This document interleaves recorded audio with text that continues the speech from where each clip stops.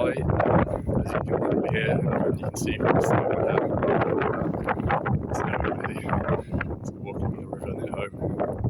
I hoping it will subside as the walk is appreciated. But I'm recording now, so I'm going to keep going. Hopefully you can hear me well. I just wanted to share a short behind the scenes story with you.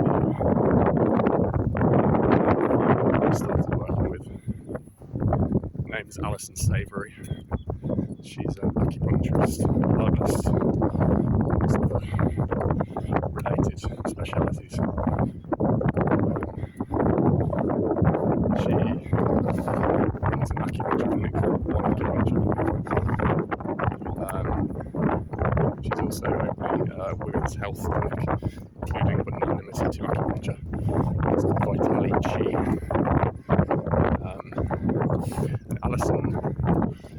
Alison and I live near to each other and have clinics in the same area with a shared client base and patient base. So we recently started looking at ways that we can work with each other, which is a real pleasure for me because Alison's remarkable in many ways as an acupuncturist. One of the ways that she's remarkable is that she's recently employed a salaried acupuncturist for her practice, which is, I don't know if it's the first time, but it's one of the first times this has happened in UK acupuncture. And she's rightfully getting a lot of attention, respect and admiration from her fellow acupuncturists for doing this. I suspect a few have been blown away and found it hard to believe that this was possible because a lot of acupuncturists are independent, often part-time practitioners, whereas Alison's built her own clinic with not just her own services but now another acupuncturist and also an osteopath, massage therapist and other practitioners offering women's health services. Not only that, she's done it in what most would consider a relatively small town and area, Barnstable, in the semi-rural area of the UK. And so one of the things that Alison and I have been just started working on is increasing the number of appointments in her clinic. She was rammed full, hence employing a salaried acupuncturist. And she's still doing very well in terms of the number and value of appointments.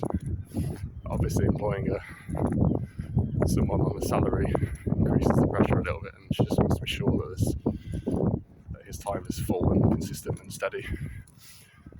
And Alison's really smart because I think most people, not just acupuncturists, but most practice owners in her position, would probably focus on bringing in new patients by Google, SEO, pay-per-click, newspaper advertising, flyers, whatever. But when we discussed the possibility of reactivating or recalling her past patients, Alison understood immediately, which was nice, and was actually already in the process of re-engaging, if you like, with past patients. And so our conversation was opportune in the sense that she was grateful that she could have somebody help her with a structured and systematic reactivation campaign.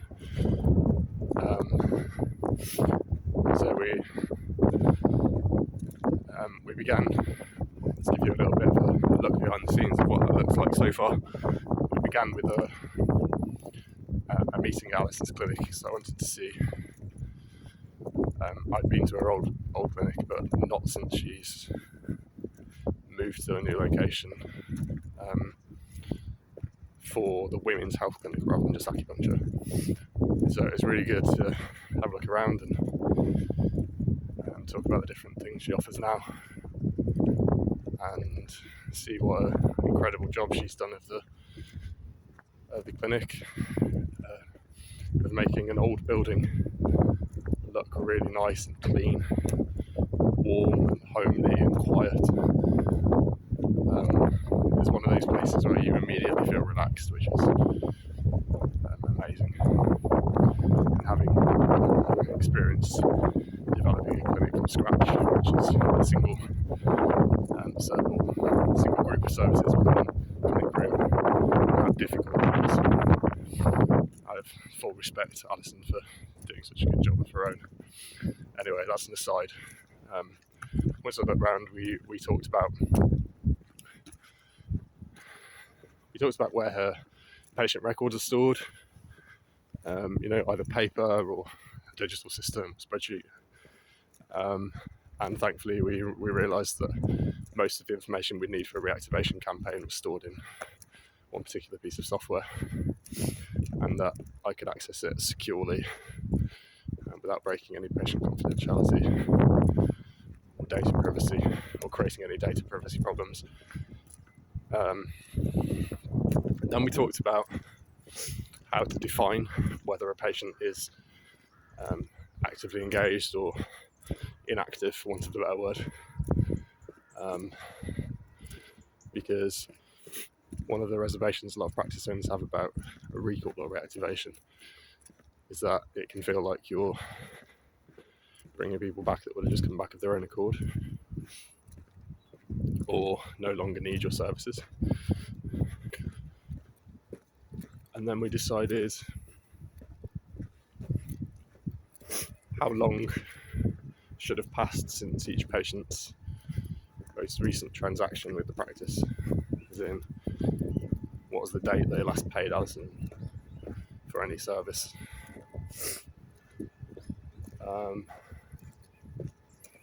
And this became a criteria for identifying inactive patients in our records. And we then discussed some of the reasons why those people may no longer be actively engaged with the clinic and Alison. And we discussed some reasons like COVID, so people just might not feel comfortable going to clinics during some or all parts of the pandemic. Some people want to try acupuncture and decide it's just not for them. Some people may have had a problem that they wanted acupuncture to help solve. The problem went away temporarily, so they stopped using Alison's services.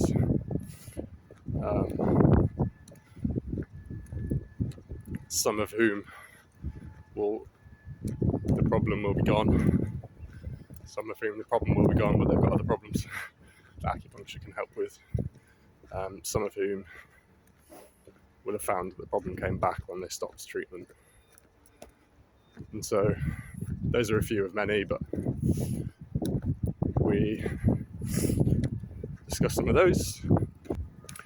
And then we organised how I could analyse Alison's patient records securely and without seeing data that I didn't need to see. Alison had a non-disclosure agreement drawn up already. She has prepared for everybody who is necessary for when she's dealing with outside people. And I created a data sharing agreement, make sure we're putting all the procedures in place to make sure that the data remained secure, was password protected, deleted once it was used, or didn't need to be used by me anymore, etc., etc. And so that's where we're at. And then the next stage will be for me to analyse Alison's patient records, identify the inactive patients, how many there are, look at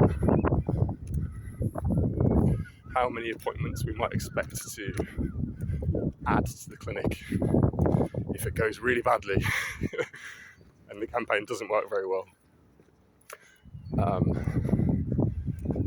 So my estimates will be extremely conservative because I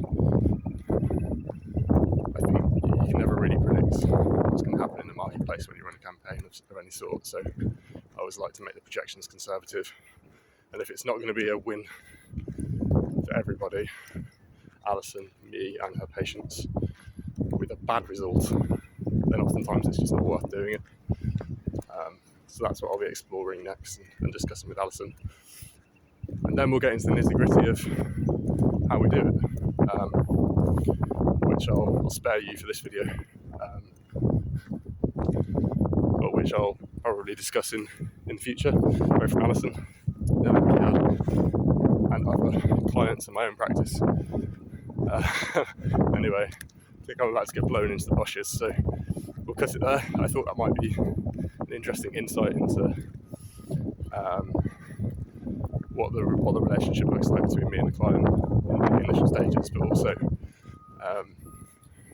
what the process might look like for you if you decide that you want to have appointments and practice for it. These are the first few steps. So there we go. So with that said, assuming I come out of this storm alive, I will see you soon.